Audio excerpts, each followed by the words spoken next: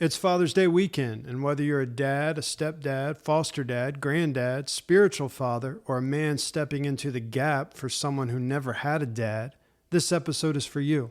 Today I'm talking to you straight from the heart.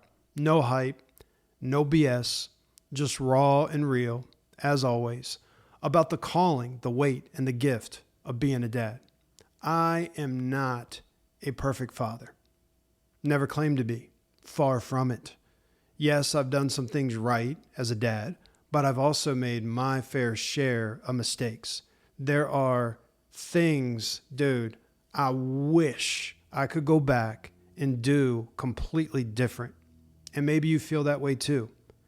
But here's the good news, my brothers. God's not finished with you yet. If you ain't dead, then God ain't done. So in this episode, I want to share a few things I've learned, some very hard-earned lessons about what really matters in fatherhood. I hope it challenges you, encourages you, and reminds you, you still matter. You still have time. Flawed fathers we are, but we must keep climbing to be better, to do better for our kids and our grandkids. So let's freaking go. What we do in life echoes in eternity. They may take our life, but they'll never take our freedom. I can hear you, Will. Get up out of my face. You called down the thunder, well now you got it.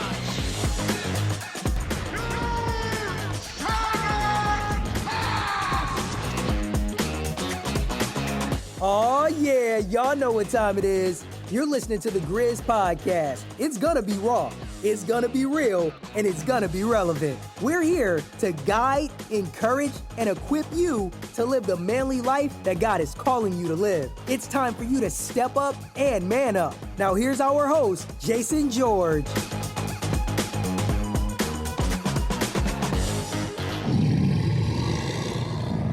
Get him, Jay.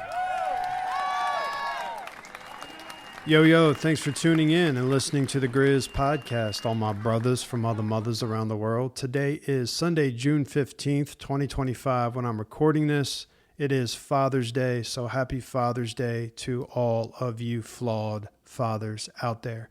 I'm coming at you from inside the Grizz Cave here in North Carolina with my dog Ike and a hot cup of coffee. First of all, I want to give a big shout out and thank you to all who support this nonprofit ministry on a monthly basis. We literally couldn't do what we do without the financial support of listeners just like you.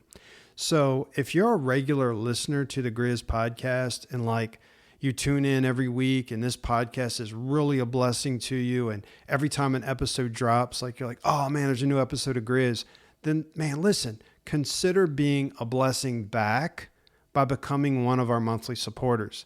And you can become a monthly supporter for as little as $20 a month. That helps us keep the podcast going, and it also supports the one-on-one coaching I do with Christian men and our online climb teams. If you don't know, the online climb teams are accountability and support groups that are helping Christian men heal from deep wounds and also overcome porn addiction, rebuild broken marriages, and the essence is really just get their lives back. And we keep the cost of the one-on-one coaching and climb teams as low as we can. And the podcast is completely free to listen to. Why? Because we want the average Joe to have access to real, solid, biblical help. And we had a guy this week sign up, and he's 18 years old, dude. And he said, man, how much does it cost? Because this other thing I was going to help me with my pornography addiction, it was running me like $90 a week. And I said, right now, climb teams are $50 a month. And he said, are you serious? I said, yep, they are. And he was kind of like, how are you able to do that? And I said, he said, this is what you do full time. I said, it is what I do full time. The climb teams, the one-on-one coaching, the podcast, and then overseeing all the ins and outs with the ministry, the administrative things and all of that. He said, how do you do it? I said, because we have monthly supporters that support this ministry. That's why. That's how we're able to do it and keep it that low. So to keep doing that, we need our base of monthly supporters to grow. So here's how you can help. Go to our website, narrowtrail.com, and click on the Give page to set that up. It is safe. It is secure. It's easy. You can cancel at any time. And just so you know, we never share your information with any kind of advertisers or someone, any junk like that. We just don't do it. If you want to, with your phone, you can text the word GIVE to 301-888-6860, and you can set it up right from your phone. It's that easy. Text the word GIVE to 301-888-6860. And I want to say thank you again, man, to all of you who are standing with us as we strive to make just a positive impact on Christian men around the world. Anyway, today is Father's Day as I record this, and I had some things on my heart, dude, that I was writing down in my journal that I really want to share with you guys. First of all, man, the main thing is I just want to say to all the dads out there, you matter. You matter. You matter more than you know. Never underestimate the power of a father. And there is no such thing as a perfect father except our Heavenly Father in heaven, but you matter. I don't care what the freaking culture says, and I don't care how beat up you feel. I don't care how far things have drifted. Your presence as a father in the home, in your kids' lives as they're growing up, it matters. It's not just a big deal biologically. It's a big deal spiritually. It's just foundational to everything. You know, statistics say 85% of youth in prison, 85%, they come from fatherless homes. 71% of high school dropouts, same thing, fatherless homes. 90% of homeless and runaway youth, fatherless homes. And listen to this. Children with involved fathers are twice as likely to graduate high school. 75% are less likely to have a teen pregnancy and significantly less likely to struggle with mental health just by having an involved father. You're going to hear me say this a lot on this episode. I didn't do everything right as a father. My kids are growing up, dude. I made mistakes. But I was there. I was present. I was trying to do the best I could. Your presence as a dad is powerful. So keep showing up. So here are some things I've learned the hard way. And this first one, number one, goes with really what I was just saying. Number one, be there for your kids, even your adult kids, as long as they want you there. Be present. When they're growing up, dude, be at the games, be at the concerts, be at the awkward middle school award nights. If there's a daddy-daughter dance, you go. Graduations, etc. You show up, man. You cheer loud. You let them know that you're there. Let them see you. Let them see your face on the sidelines, in the bleachers, in the crowd. They look. As long as they want you there, in their lives, be there. You know, as your kids grow up, they may start pulling away. They may say, you know, I need space from you. Or they may even say, I don't want you around anymore. That's hard. Respect that. Your grown kids may set some boundaries that you don't like. You know what you do? Say, okay. Don't cling. Don't guilt trip. Don't beg. Don't try to buy their love or attention. Just let them know, hey, I love you. I always have. I always will. I'm here if and when you want to reconnect, you want my involvement. You know, even Jesus, I was thinking, he respected free will. He let people walk away if they wanted to walk away. If they wanted a relationship with him, he was there. He wasn't going to force anything. Be the same. I know a lot of you older dads out there who have reached out to me that are dealing with this sort of thing. It's hard. Stay steady, stay strong. Number 2, as a dad, admit when you blow it. Admit it, dude. Own it. And you're going to blow it. We all do. But own it. Don't cover it up. Don't make excuses. Don't rationalize. Don't minimize. Dude, listen, I've just learned. Just own it. Your kids don't need a perfect dad. They need a real dad. They need a humble dad. Things like just sitting them down and saying, I was wrong. I shouldn't have said that. I shouldn't have responded like that. I should have been there for that thing and I wasn't. I dropped the ball. But I love you. I want to do better. I'm trying to do better. Those words are healing words. That's leadership. That's manhood. Own your junk. Eat the humble pie. I've eaten a lot. Apologize. Then do better. That's all we can do. Number 3, when you correct and discipline, do it with gentleness, not rage. Man, I wish I could go back and redo some moments when I came in just so hot. You know what I mean? Like barking orders, yelling, raising my voice, puffing my chest out.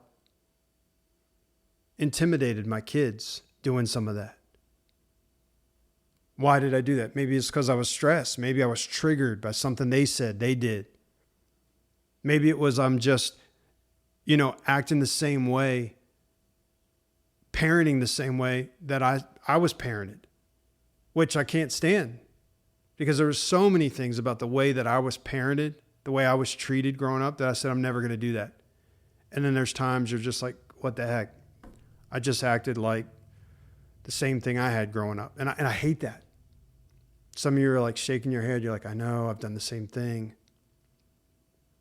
Proverbs 15:1 says, a gentle answer turns away wrath, but a harsh word stirs up anger.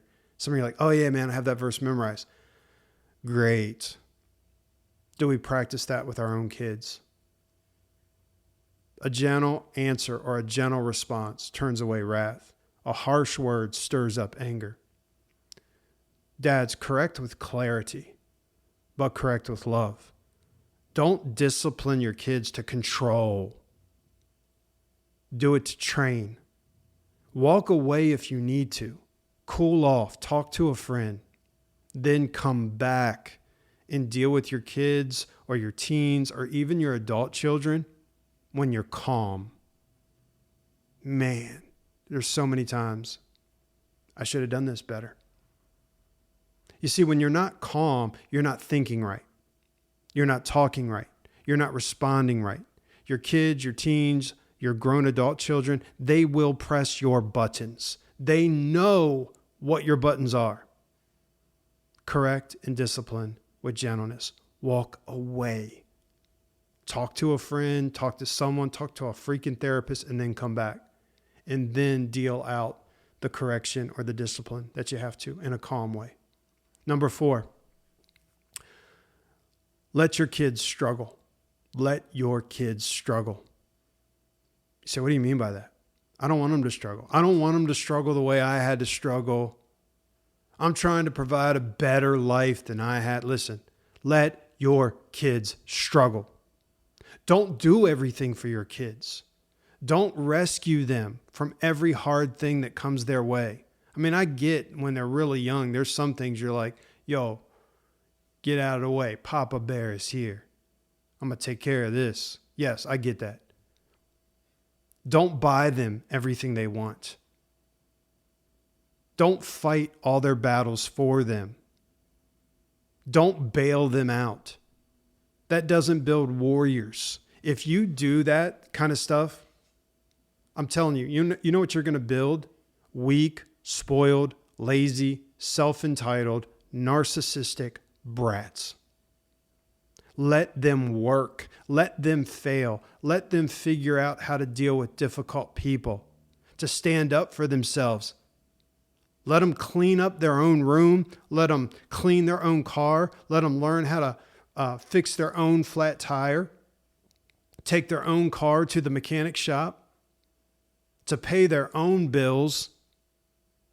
Let them figure out how to adult while they're still living in your nest. And listen, when they get older, they get themselves in debt. Don't pay their way out of it. I guarantee they'll never get themselves in debt again when they pay their way out of it, because that's exactly what happened to me. You're not raising a pet. Your goal is to raise a stable adult who can function in life completely without you. That's the goal. To raise a stable adult who can function in life completely without you. Number 5, protect their hearts and minds. You know, of course, as a dad, you're like, I'm protecting them. I'm protecting their body. Man, if somebody tried to come in this house, I'll put a bullet right in their head if they tried to get my kids. I get it, man. I was the same way. If somebody intruded into my house with the intent to take my kid or to hurt my kid, dude, oh man, you're done. Do more than that. Protect their hearts and minds. You say, what do you mean? Know who their friends are. Know who's influencing them. Know where they're going, whose house they're at, who's going to be there when they're there. And if you're not comfortable with something, if it's a sleepover and something is not right, you're like, man, I don't know that family that well. I heard there's like, a high school older brother that's there. There's an uncle that stays in the basement. Dude, if you don't feel comfortable, then you say no. Say, no, Dad's not comfortable with that. I don't have a good feeling. Well, my kids are going to be so disappointed and they're going to be mad at me if I say no. Get over it, man. Get some backbone, get some balls. Okay, your kids are mad at you. The goal of parenting is not to be liked by your kids. It's great if they do like you, but they're not going to like you sometimes. Also, don't let your kids have unmonitored access to the internet. It's not because you don't trust them. It's not because you're trying to control them. It's because you know how dark the world is. Guard and protect their hearts and minds. And Dad, lead by example with this. You need to be guarding your heart and mind. Use tools like covenant eyes, parental filters, whatever. Locking up, password protecting phones, all of that. Don't just hand them a smartphone, when they're 10 years old. Dude, what are you thinking? Do your job. Protect their hearts and minds. Protect their eyes. And something I just told a friend of mine recently that's a dad. He's got a 13-year-old son, and he was talking about the protections he's implemented on his son's phone and how he checks it and whatever. And I said, hey, man, you're doing really good. Everything you're doing, I would tell you to do, and I do tell guys to do. Good, keep it up. He's got covenant eyes and all of this. He's very involved. He's even checked out some of the text messages that are coming into his son. And I said, hey, man, I need to tell you, though, it sounds like you and your wife are really good Christian parents. It's going to happen. He said, what? I said, your son, your daughters, they're going to see things. It's going to happen. It doesn't matter how much we protect them, the stuff we set up on the phone, checks, it's going to happen. It's just the day and age we live. Prepare them for that. Talk to them about it. Say, hey, when it happens, not if, I want you to come to me. You could talk to me. I'm not going to be mad. I'm not going to freak out. I'm not going to judge. Just come talk to me. Listen, if they slip, be gentle. Guide them. Show them grace. Help them get back up. Don't judge them. Don't condemn them. Don't shame them. If they come to you and they're like, man, I saw some pornography. Hey, guys, remember where you've come from. Remember the sin you've come out of. Remember the things you've done.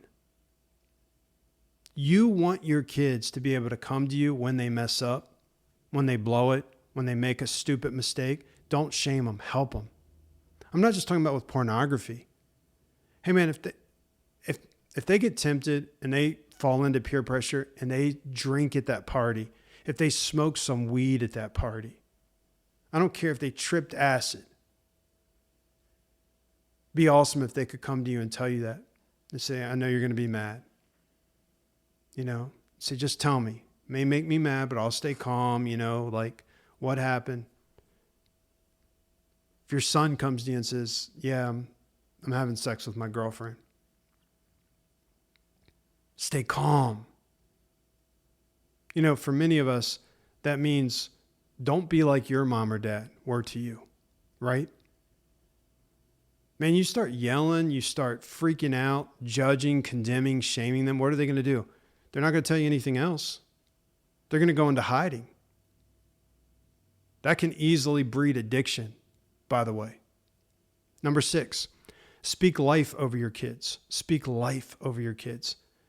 Say the words. Don't assume they know. Oh, my kids know I love him. He knows I'm proud of him.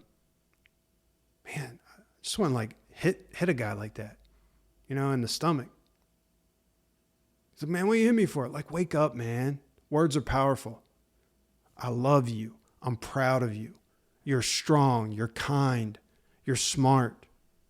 You're resilient. You're tough. You can do this. You can go to college. You can get your degree. You can do grad school. You can get your PhD. You can become an officer in the military. You could get your black belt. You have what it takes. You could write that book. You tell them, I believe in you. You can make the team. You could be captain of the team. Yes, you could get a scholarship. You're going to have to work, but you have what it takes.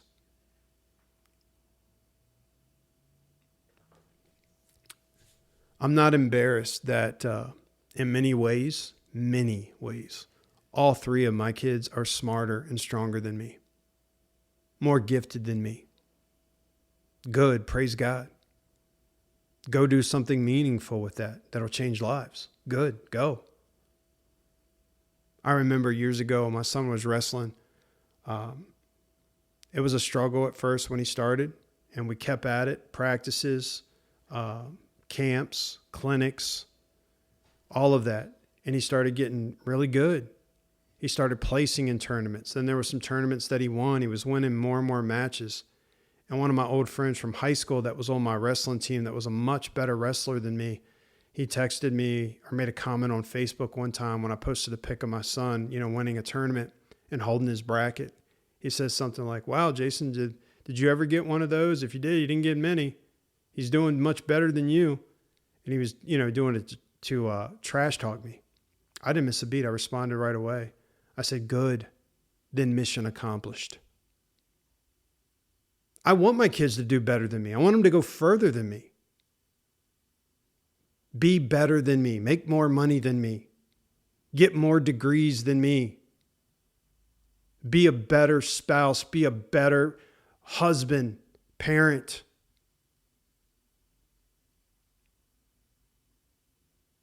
Constantly catch your kids doing something good. Affirm them out loud. Speak words of life over them.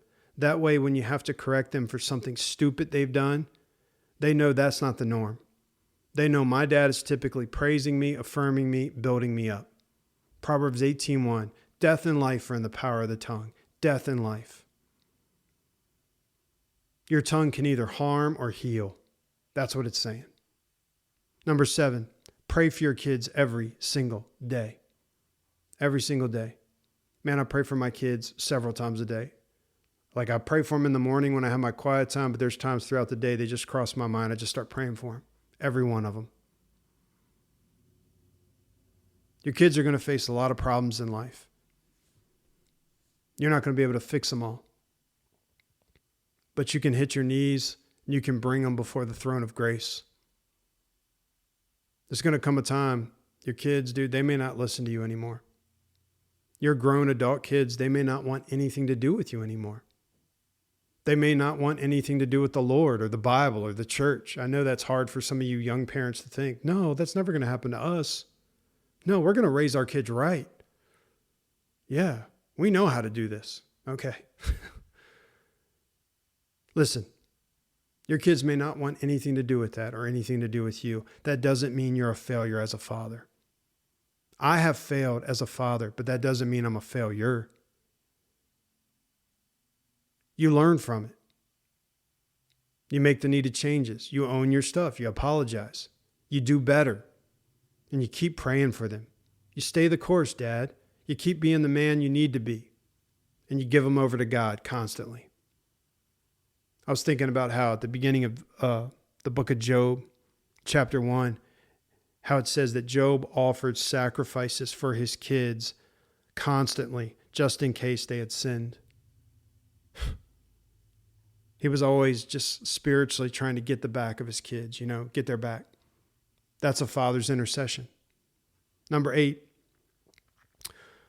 respect their mother. You don't have to agree with their mother. Respect their mother. You don't even have to like their mother. Respect their mother. Don't trash talk your kid's mom to your kids. Don't recruit them into your frustration or bitterness. Some of you guys, you're divorced.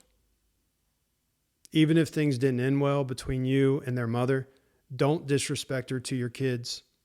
If you need to vent about your wife or your ex-wife, get a counselor. Get a freaking therapist, a coach, a pastor, a trusted friend. That's who you vent to, not your kids. Remember, Dad, you got junk too. Okay, she's not perfect, but she gave them life. She raised them too. I'm sure she did a ton of good things and probably still does. So honor that. Don't talk trash to your kids about their mother. If you've got issues with your wife or your ex-wife, again, go talk to a trusted friend, a counselor, a therapist, somebody else. You don't talk to your kids about her in a negative way, in a destructive way, in a demeaning way. And if you don't do that, listen, that's maturity. That shows strength. Number 9, dads, you need to put Christ first. That sounds like just an easy cliche. Oh, absolutely. Yeah, man. Put Jesus first. Yeah. Like, seriously, he needs to be number one thing. Like, make Jesus and the pursuit of him and his kingdom the first priority in your life, Dad. Not your job, not your bank account, not your status, not your friends, not your hobbies. And listen, not even your kids. Don't put your kids first. Jesus, the pursuit of him, his kingdom, that's your first priority. As a Christian man, your kids are not to be numero uno in your life. First and foremost, it's Christ, the pursuit of him, his kingdom, obey his commands. Everything else in life flows out of that. Because you can't lead well if you're not being led well. Matthew 6:33 says, seek first the kingdom of God and his righteousness. Your kids are watching you. Let them see a man who is constantly striving to put God first, even when life sucks. I want to say something else that I was thinking of.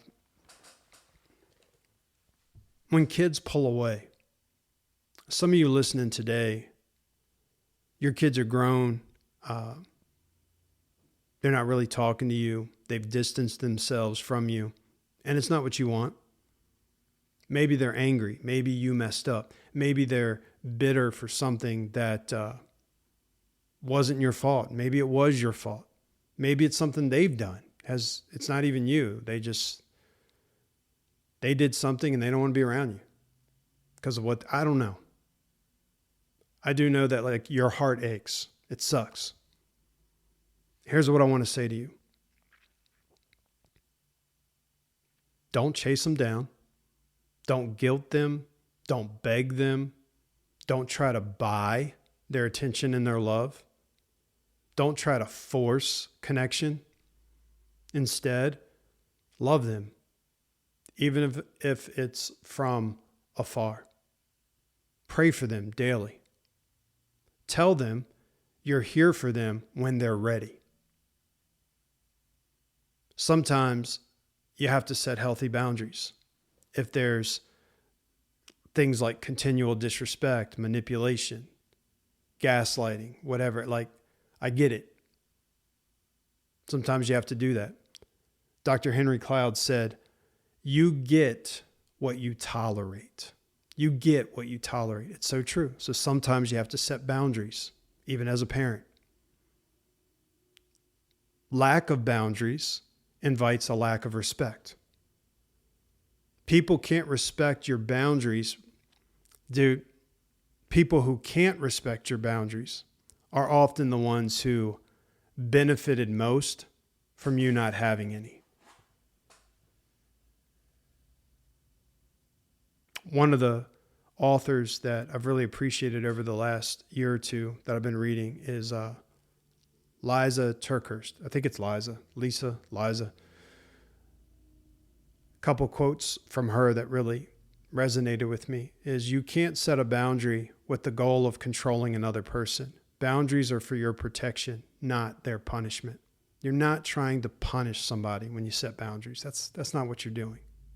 She goes on, she says, good boundaries, they'll cost you something, but not having them will cost you everything. It's so true. Someone else that impacted me is this quote from Allie Worthington. She said, boundaries help us stop pretending we're fine when we're really exhausted, angry, or emotionally drained. That's when you definitely know boundaries are needed. I've had enough. Boundaries don't mean you've stopped loving someone. Doesn't mean you stop loving your kids if you got to put up some boundaries. They mean you love with wisdom to protect yourself and also the relationship ultimately. Proverbs 4:23 says, above all else, guard your heart, for everything you do flows from it. Put boundaries. Guard your heart. Be careful. In Luke 15, the story of the prodigal son, the father of the prodigal son, he didn't chase him into the far country. He didn't go after him. The son wanted nothing to do with the father. He was done. All he wanted is what he could get from the father. What can you do for me? How can you benefit me? Give me what's mine. Does he want the father? No. He wants what the father has. That's it. That's all. He doesn't want the father. So the father gave him his inheritance, and he went out and lived however he wanted. But listen, you know what that father did? He watched for his son every day. And when that son was ready to come back to his father, the father ran to meet him. He accepted him. He loved him. Took him right back as his son. And the son knew that he had sinned against his father. He came back and he was like, man, I'm not even worthy, basically, to be your son. I'll be a hired servant. Can I do that? And the father was like, absolutely not. You're still my son. You've always been my son. But he didn't go chase him. Do the same. Parenting often hurts. I know some of you young parents are thinking, what? Oh my goodness. My precious little boy, my precious little girl, I love them so much. They love me. They give me kisses all the time, butterfly kisses. It's awesome. But there's times, I'm telling you, parenting is going to hurt. You guys are not always going to agree. You're going to clash. There's going to be some distance at times. There's definitely going to need to be some boundaries set. When I was thinking through all of this, I remember this story that I had heard about this little boy that came to his dad, and he said, Dad, how much do you make an hour?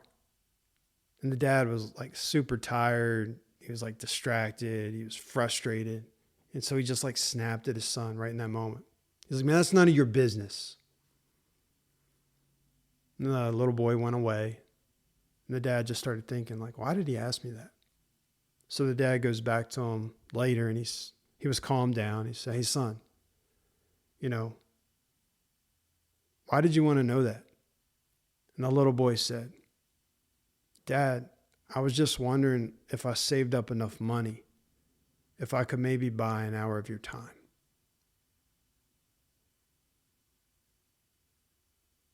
I hope that's none of you, man. Are you giving your kids your leftovers? Are you too busy for them? Are you giving them your best? Man, don't. It goes by so fast. So freaking fast. I know some of you are thinking like, yeah, but this matters. This is so important and this, and you don't understand. I'm involved with this and that. Man.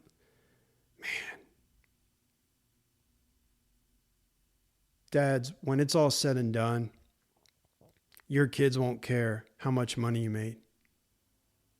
They won't care how impressive you look or dress. They won't care how big a house they lived in. They really won't. They won't care like what exotic vacation you took them on. You know what they're going to care about? What matters is your character. Your love for God, your love for them. Did you man up? Did you own your mistakes? Did you apologize? Did you do better? Did you stay interested in their lives? Did you always want to know everything you could and be part of it? As long as they want you to, you're like, man, I want to be there. This is hard stuff. This is what matters, though. And you need God to do this. You can't do it on your own. You need God's help to be the man you need to be the husband you need to be the father you need to be. You need God. You really need God. Dude, especially with parenting. You need to be led by him. You need to be walking in step with him every single day. I haven't done that. When I got out of step with God, it affected everything. You don't see it at the time, but it does. When you stay in step with God, that affects everything positively. It doesn't mean you have smooth sailing in your house, that there's never an argument, there's never a conflict with your kids. It doesn't mean that. But you'll respond the way you need to respond. Parenting is hard, man. You know who knows that? Parents that have done it for a long time. These are things I've learned the hard way. I am still learning so much. Many times as a dad, I am not sure what to do or what to say. There are many times I'm like, I don't know. I don't know what to do in this situation. And I just pray. I ask for help. I try to get wise counsel, and I just try to do my best. I like what legendary basketball coach Jim Valvano said about his father. My father gave me the greatest gift anyone could give another person. He believed in me. He believed in me. Clarence Buddington Kellen said this, my father didn't tell me how to live. He lived and let me watch him do it. That's powerful, man. So much about, with parenting, it's not about, what you taught. It's about what they caught. It's what they're catching from you.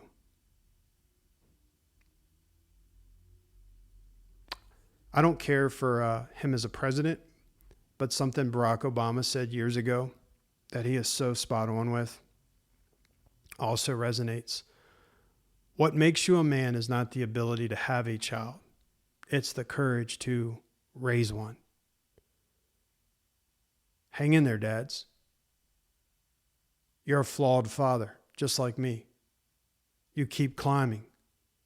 Don't stop. Keep learning. Own your junk. Learn from it. Do better. Keep showing up. Keep praying. Keep growing. Keep loving. Keep climbing. Don't let your past failures define you. You may have failed, but that doesn't make you a failure. It's what you do with that failure. Don't let your current struggles that you're going through right now with your kids, don't let that derail you. Stay in the fight. You're still a father. You still matter. Stay tuned for a few closing items of Grizz Biz.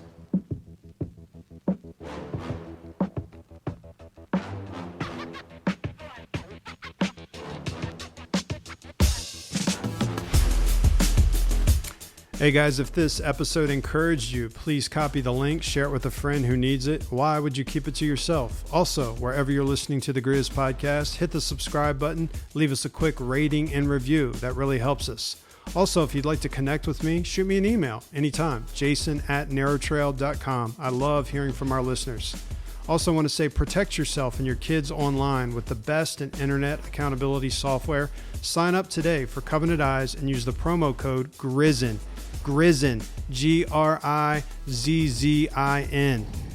Grizzin. You'll get the first month free just to try it out. Go to covenanteyes.com. There's a link in the show notes. I've used Covenant Eyes on all my devices for like 20 years now.